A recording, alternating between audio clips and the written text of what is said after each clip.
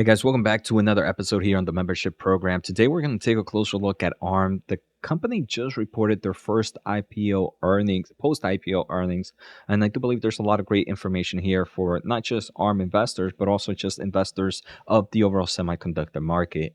So we're going to start off with just kind of top level, and then we're going to take a closer look at everything I think investors should know about this. Let me know if there are any companies you guys want to take a closer look at in later episodes. If not, I think I might be doing maybe some of the analog players in a bit, like On Semiconductor or maybe Texas Instrument, as that market, in my opinion, has been one that has taken quite a hit in the past few quarters. And even though I do believe the softness will continue at least one or two more quarters, they might be kind of looking at some buying opportunities. So I just want to maybe do a deep dive on those. So let's start off with ARM. But like I mentioned, if you guys have any suggestions, feel free to let me know on the comments.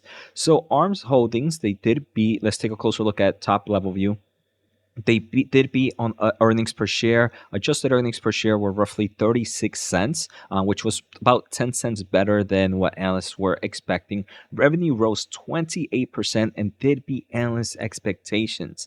Now, when we take a closer look at guidance for quarter four, and kind of guidance for quarter three and guidance for the full year of, or for the fiscal year of 2024, we can see that they are in line with what analysts are expecting. But I do believe for both quarter three and for the full year of 2024, they have a very high chance of either beating one or the other.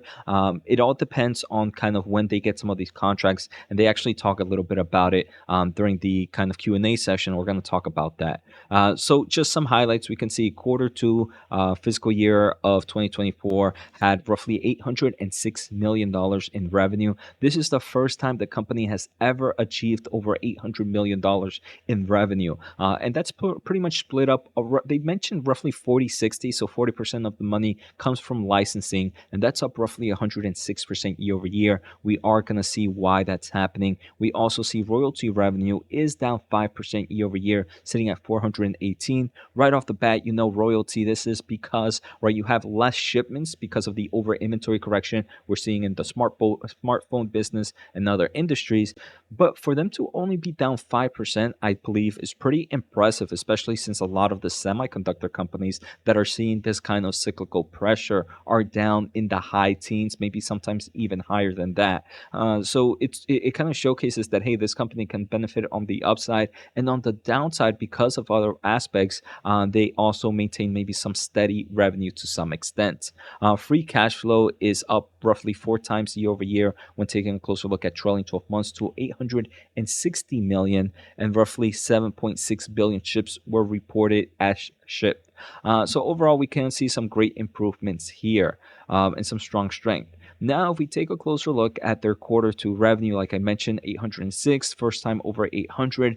They do talk about the license agreement we mentioned, right? That was up 106% year over year.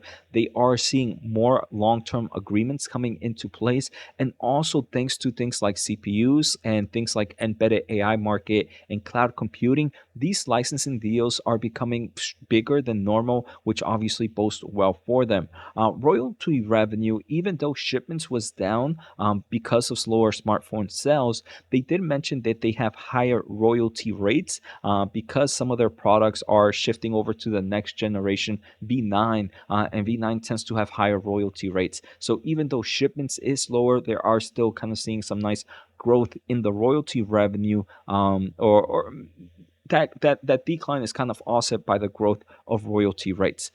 So we can see it's a very, very nice quarter for them, even though quarter two doesn't seem to be. We can see historically, right? This is definitely one of the best quarters the company has seen. So they do mention that artificial intelligence across all end markets help drive license revenue. So we are seeing AI solutions come out of everywhere. I mean, I do believe today I was just reading this article that Microsoft just announced their new ARM-based AI solutions. I do believe they came out with an accelerator, a CPU, and something else. So we're seeing this all around the world, right? We see Amazon with their Graviton. We see Google also do this place. So right now we are seeing this huge adoption of AI and ARM-based solutions with it. They are, another thing is obviously the overall power efficiency solutions in things like data centers and infrastructure and automotive continue to drive double-digit royalty growth in those markets. So a great thing is not only are they seeing the growth in licensing, but they are mentioning that the royalty rates in things like the automotive market and like the infrastructure market pay a little bit better than maybe the smartphone business. So that's helping them kind of grow or see some offset or some strength in the royalty market as well. They did kind of mention some pretty cool solutions in their Neoverse. Their Neoverse is kind of that CPU platform that is used for cloud computing. They are addressing the demand for reduced development time and decreased time to market as they announced ARM Neoverse Compute Subsystem for companies developing differentiated chips for cloud computing. So this is pretty much it makes it faster for a company to go from kind of a concept to a full chip. So ARM definitely sees this as a market opportunity, especially as, like I mentioned, Google, Meta, Nvidia, Xiaomi, and many others are taking ARMs in the AI market. Now, if we take a closer look at the royalty revenue, ARM has a nice amount of market share in the semiconductor industry, so they are definitely impacted by the same kind of overall industry trends. Thus, we're kind of seeing a decline. But we do know that this market is kind of improving, so we can see sequentially things are getting better. We can see quarter for the fiscal year of 2023. Quarter four was kind of the bottom, and now things are improving almost on a quarterly basis. And I do believe this trend is going to continue. They also mentioned that ARM is also benefiting from market shares gain in automotive and cloud. We are, like I mentioned earlier, and like I also mentioned, the ARM version 9 penetration in smartphones and data center is also helping with better royalty rates. So they do kind of give us a breakdown of royalty revenue, like we saw 5% down year over year. Like we saw on the smartphone, it was negatively impacted by high levels of inventory in the smartphone business, but it was offset by the royalty rates of the new ARM v9 architecture. In the cloud compute, they did mention that royalty revenue grew double digits, benefiting from ramping cloud compute, and they are seeing infrastructure continues to be the fastest growing area for ARM. Automotive continues to deliver very strong quarters with royalty revenues from assistant driver advance. I forget what ADAS stands for, but it's that kind of assistant driving advanced system.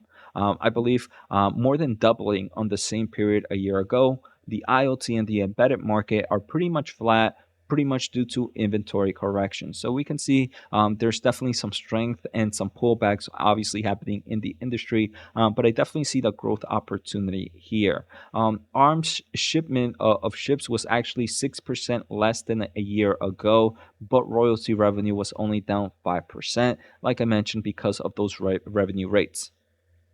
So, like I mentioned, they are seeing growth across the automotive and cloud infrastructure business, and those have different royalty rates than their smartphone business. So, that does provide kind of a nice tailwind for that space. They also kind of wanted to unpack the expectations for the back half of this year, and they believe that the next two quarters they're expecting royalties to flip to positive. They call it kind of a single digit growth in quarter three, and then by quarter four, they expect to see double digit growth on a percentage basis. Licensing, they expect continue to be strong. So overall, we are seeing kind of that bottom of the semiconductor space, and this is just kind of agreeing with that trend as well. And some other things, they did talk a little bit more of how they're bringing the AI into their strategy. So they mentioned that ARM is central to the acceleration of AI and machine learnings. ARM has kind of their CPUs. They also have GPUs and AI specific products such as their ARM Ethos, which is an NPU, which is neural processing unit, which obviously helps with a lot of AI workloads in the consumer space. ARM is continuing to see demand from companies needing access to higher performance CPUs, GPUs, and other technologies.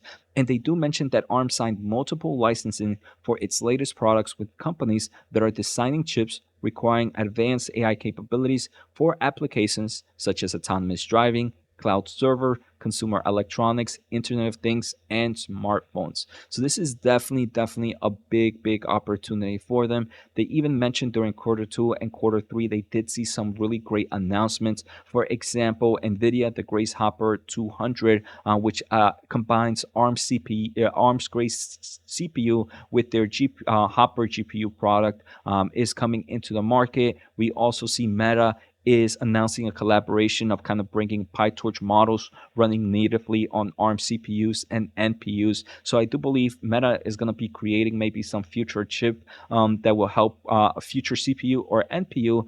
I actually believe they do have a really great kind of partnership with Qualcomm that maybe Meta and Qualcomm are going to be are going to be making some form of CPU and NPU together. Google, obviously, the Tensor G3, which goes on their new smartphone to bring generative AI. Then you have other phone companies like Snapdragon. That are also bringing AI into those kind of processors. So we can see the huge change of AI and the kind of opportunity ARM is getting right now. So they do mention that their expectations for the AI is increasingly as all devices that exist in the overall value chain are seeing some form of growth in computation based on AI capabilities. So that bodes well. Another thing that goes really well with the AI market is the size of the deals, like I mentioned, expand and get bigger. So that obviously helps out their licensing, as a lot of companies are investing in research and development, especially with everything going on and happening in the AI market. And this is also focusing, making AI ARM focus on investing in more research and development on their own. So we can see cloud compute, right? The cloud compute is ARM's fastest growing market. ARM's market share was roughly 10% in fiscal year of 2023 and growing rapidly, mainly because of CPUs and DPUs. We talked about a lot of those in ARM's 101 that we did earlier on this channel. So we know a lot of the products that are made using ARM's processor. Another thing we do see, like the Neoverse, like I mentioned, they had the CSS, which is the complete subsystem solution. This is going to help them it's lowering the barrier for cloud server providers to develop their own customer silicon. I mean, a perfect example is Amazon with their Graviton and all their other solutions as well.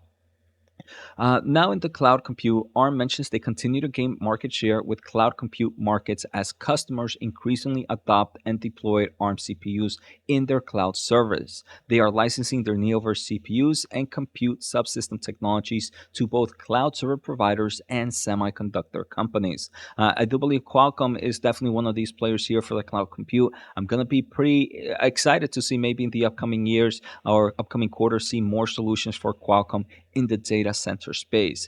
They do mention during the quarter and in early quarter three, they've made several announcements to drive their strategy forward, including, like we keep talking about, the ARM Neoverse CSS, which is the compute subsystem technology, which obviously helps lower the risk path to build your own semiconductor solution. And then ARM Total Design, an ecosystem committed to frictionless delivery of custom system on chips based on Neoverse. And the way they're doing this is they're making partnerships with companies like Cadence, with companies like Intel Foundry Services, companies like Synopsys and TSMC. So if you want to design these systems, the big players that are in the manufacturing and the design process of semiconductor solutions already have the tools in their arsenal ready to help you. So if you have used Cadence before, you can kind of use their Cadence to kind of build these Neoverse cores for cloud computing. So this definitely is a pretty great market for them. Now, when we take a closer look at the automotive space, this is another good opportunity for them. Like we see in the in-vehicle experience infotainment, they have roughly 89% of the market share. In ADAS, they have roughly 42% of market share. And powertrain and body and chassis, they have roughly 15%. And this is as more sensors, more sophisticated powertrains and controls are happening. So this is pretty good opportunity. They do mention that the automotive segment market is one of ARM's fastest growing opportunities where they have been rapidly gaining market shares with things like automotive enhanced CPUs and GPUs for things like the next generation in vehicle infotainment, advanced driving assistance systems, and electronic control units. They do mention during the quarter, leading automotive technology developers, as well as a semiconductor customer who has recently entered the automotive chip market, both license a wide range of ARM's automotive enhanced CPUs and GPUs to gain access to the existing ARM automotive developers. So that's great news. It does seem like NXP is one of those players there. They just released a new series of automotive solutions of motor controllers based on ARM Cortex and family, and they also saw that Renesas, which I do believe is a huge provider of microcontrollers, included two new ARM-based microcontrollers for the car industry. So we can definitely see the automotive market also being a big play here. Now the mobile space is another thing that's happening here, and more importantly is sure they already have 99% of the market here in the mobile business, but the ARM value increasing with every smartphone generation. And the thing is now you have more computeness happening in the phone, right? So even though they have they already have a high market share, the growth is coming because the phones need more processing, more solutions, like we saw the NPU, some form of AI solution. So that's helping them drive growth here. So here we can kind of talk about how even in the entry levels they still have a nice amount of ARM based products, and the higher you go you can have your GPUs and obviously your CPUs as well. So they do mention that the interest in high performance ARM compute in smartphone and consumer electronics only continue to grow. They do mention during the quarter ARM signed multiple high value long term license with leading OEMs and semiconductor companies developing chips for consumer electronics products, including two new ARM Total Access agreements. So remember, here in the smartphone and also the mobile industry and the consumer electronics, you're also thinking of things like laptops, like CPUs for the mobile space, for tablets. And we are seeing a huge growth from companies like Qualcomm and other players as well continue to grow in this space. They do mention that during the quarter and in early quarter three, MediaTek, which is a pretty much a competitor to Qualcomm, announced the Dimensity 9300, which is the latest mobile chips with a one of a kind all big core design targeting flagship smartphones using ARM Cortex cores and ARM Immortalis GPUs as well. Another one or great news happening here is Microsoft has introduced new service for app developers to kind of build ARM-based Windows devices. So this is going to be another growth opportunity, as it does seem like ARM is trying to follow suit with Microsoft is trying to follow suit with Apple, as Apple has completely moved to kind of an ARM-based CPU. So Microsoft, hey, sees there's a market opportunity there, and they're definitely following. So that actually was one of the Q&A session during the analyst call. There's been recently a lot of excitement about Windows and ARMs, but this is something that has happened numerous times, right? This is not the first time where we're seeing this excitement. But the analyst was questioning, hey, why is this a different compared to previous times? And the CEO mentioned that, hey, look, they've been with with this company for such a long time, and they've actually seen this played out numerous times. But they do believe one of the biggest difference is one of the major ecosystems, not called Windows, aka Apple, has moved over 100% to ARM. So there's definitely a market opportunity there, because Windows believes that, hey, they don't want to lose anybody there, and Apple has done it so good, so Windows is following suit. So they do think that the cusp of getting over this hill is a lot smaller, and they feel very good about growth projections for Windows on ARM. We saw Qualcomm right recently announce their Snapdragon Elite X, which is obviously based well and uses ARM-based products. Now, if we take a closer look at non financial metrics, ARM Total Access, which is one of their biggest licensing deals, was up 2 to 22, and this bodes well for the company. These customer agreements are usually super long. Medium time as a customers are roughly 9 years. ARM Flexible Access was up one customer to 212. They did see over 40 renewals this quarter and 18 new agreements signed with companies developing wide range of AI related applications, AI accelerators, automotive, sensors, and wearables. So taking a closer look at financials real quick, we can see a few things. Operating margins are up to the high 40s. We did see an increase in free cash flow. We are going to see some of the negativity, but overall things are looking good for the company, even though right now, right, the consumer space is still in a little bit of weakness. They do say that going forward, they over the next few years, that they will start to approach that 60% target that they are aiming for. However, one of the things that's going to create some headwinds here is they just actually hired about 1,000 people in the last year, and most of that is because of the headcount, mostly engineers. About 85 of those percent of those heads were engineers.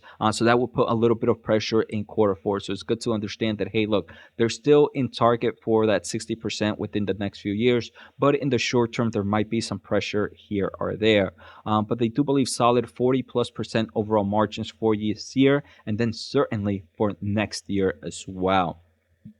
And one of the main reasons is they are seeing a huge kind of compute subsystem growth, where they're offering a lot more solutions to kind of their customers. So that's one of the main reasons they did have to hire a lot more employees. So something investors need to keep in mind of that, hey, look, this is a company that really depends on research and development. And they do mention that research and development is very important because product cycles are move really quickly. For example, the mobile and PC world, they need to see new CPUs almost every single year, right? So every single year, they need to drop off an updated version of their CPU. They need to see new GPUs every single years. So they are developing next generation products and releasing something literally on an annual basis. So that's obviously something to keep in mind now. And in the hyperscale market is probably every 2 years. And then in the automotive market is probably somewhere between 2 to 3 years, maybe even 4 years. I do believe that's probably going to be the longest market there. So we can see that, hey, look, they need to continue to invest in research and development as if they want to remain competitive, especially as right now we have x86 from AMD and Intel really pushing the pedal to the metal when it comes to innovation. So ARM needs to make sure they focus on this space as well. Now, if we take a closer look at remaining performance obligations, we see a nice growth in quarter two. They did mention it's up 38% year over year and 44% sequentially, driven by high value licensing deals and the renewal of long term customer agreements. So that's great news. They do mention that they recognize that roughly 28% of the RPO, so I mean, closer to maybe 480 million, is going to be over the next 12 months. Actually, maybe even closer to that, maybe even closer to 600 million will be within the next 6 months. And 21% of the total RPO would be between the next 13 to 24 months period, and the remainder thereafter. So we definitely see that this company has a nice backlog, and they can definitely provide a nice visibility for the company and their outlook. Now, one of the things that I do believe is something investors are going to have to worry about or keep an eye out is total share-based compensation. This was roughly 509 million this quarter versus 19 million. They do mention a lot of it was higher this quarter due to one-time IPO triggers, but they do expect for the upcoming quarters that it will be roughly between 150 to 200 million dollars per quarter. So something pretty high, right? If we take a closer look, they had roughly 800 million dollars in revenue. So about what is that? Almost 25% on the top end of their revenue is actually of their expenses of revenue to expense ratio comes from stock-based compensation. So that's a nice amount and something that investors should kind of keep an eye out. Now there was a question as we stay here in financials of kind of, hey, how are export restriction bans, as we saw new export restrictions especially in the AI space, how is that going to create any impact on ARM? ARM mentions that generally speaking, there's not much significant here for two reasons. The first reason is one, the components and pieces that they build are usually are usually listed are usually under the threshold that have been listed in the United States. And secondly, most of the technology that they use is actually used and designed to the United States and Europe and the United Kingdom, which were not quite impacted so much. Then they asked, hey, look, what if one of your customers gets impacted by this? How would you kind of see this? And they did mention, obviously, if one of their products can't be sold anymore, if one of their customers makes a product in China can no longer be sold to it, then that product is not going to get any revenue, and therefore ARM won't get any form of royalty fees. But like they mentioned, at the moment they have no impact for that, and looking forward, they do remain that there's nothing that they can be impacted here. So nothing for investors to be worried about at the moment. But something to keep in mind now is those regulations can obviously get kind of tighter and tighter, and maybe that tone can shift a little bit different. But personally, I don't see that shifting much. Then there was another question kind of talking about related party revenue, which was kind of flattish year over year versus rest of the revenue, which was up 40%. So this is one of the biggest driver, and for those that don't know, one of the biggest laggers for their total revenue. Their total revenue could have actually been higher if related party revenue was higher. Screw something, but it was actually flattish. And the related party revenue is pretty much just ARM China, and ARM China has hundreds of customers, but they're all aggregated and treated as one base. So China did kind of still grow. They call it in the low single digits, but as a percentage of total, it fell from 25% in the most recent quarter down to about 20%. And that just means that the rest of the world, especially like the United States, is growing a lot faster than China. So China is becoming a smaller portion of total revenue. We do know that China is still kind of experiencing a lot of macroeconomic headwinds, so that's definitely affecting their overall growth. But personally, if I was an ARM investor, I'm happy to see China become even a smaller portion of the pie. Now, for guidance, they did give kind of quarter three fiscal year of 2024 of 720 to $800 million. This would probably be flattish on a quarter over quarter basis if they hit the top end. Right, this quarter was a high 800 million. I do believe they're very sandbagging their guidance. I actually believe we might even see some sequential growth here. But ARM mentions one important thing, that they do have good visibility of their licensing pipeline, but what they don't have good visibility is on timing and deal size, and all that can change. And that's why their projection or guidance might be a little bit weaker. And the reason that they mention that is, like, one perfect example is, like, for example, they're very confident that they're going to close on licensing deals, right? The confidence that they will have a deal is actually quite high. But right now, coming with the upcoming quarter, it's the quarter that includes December and January. And given the fact that there's a lot of legal language to review, it takes approvals for that to go over happen. But December is a holiday period. So it does seem like it all depends on when they get these licensing deals. So in the short term, they don't know if they're going to get it in this quarter or next quarter.